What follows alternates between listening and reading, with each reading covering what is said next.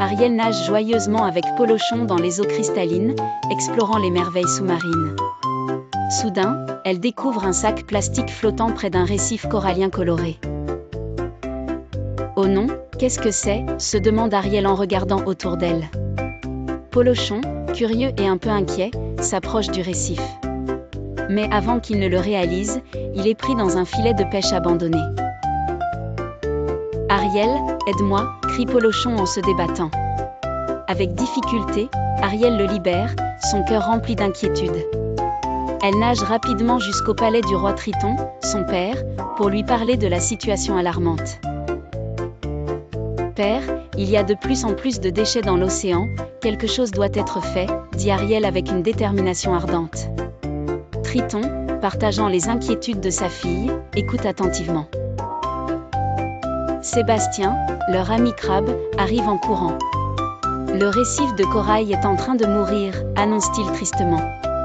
Ariel, déterminée à comprendre d'où vient toute cette pollution, décide de mener son enquête. Elle suit la traînée de déchets jusqu'à la surface de l'eau, où elle découvre un bateau qui jette des ordures à la mer. « C'est tellement injuste » pense Ariel, choquée par ce qu'elle voit. Elle retourne chez elle, décidée à informer les autres créatures marines. Les dauphins et tortues marines se rassemblent pour raconter leurs blessures causées par le plastique. Ariel, remplie de compassion, organise une grande réunion avec toutes les créatures. Ensemble, elles décident de nettoyer une plage envahie par les déchets. Chaque espèce marine reçoit une tâche spécifique pour contribuer. Pendant le nettoyage, Ariel découvre une bouteille contenant une carte dessinée par des humains. La carte montre une usine près de la mer Intrépide. Ariel nage jusqu'à l'usine pour enquêter. Dans l'usine, elle entend des humains discuter de gaspillage et de recyclage. Confuse mais déterminée, elle continue son exploration et sauve un petit poisson coincé dans un gobelet en plastique. Retour sous l'eau, Ariel est bouleversée par ce qu'elle a vu. Elle et les autres créatures marines décident de créer une campagne d'information sous-marine. Ensemble, ils fabriquent des pancartes colorées utilisant des matériaux naturels.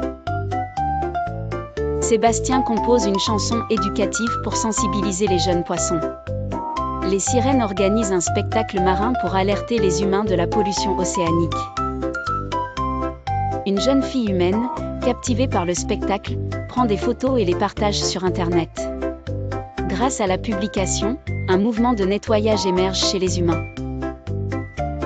Ils commencent à nettoyer les plages et recycler, inspirés par l'urgence des messages sous-marins. Ariel retourne sur le récif, heureuse de voir les coraux commencer à reprendre vie et couleur. Ensemble, humains et océans peuvent guérir la mer, conclut-elle avec joie et espoir.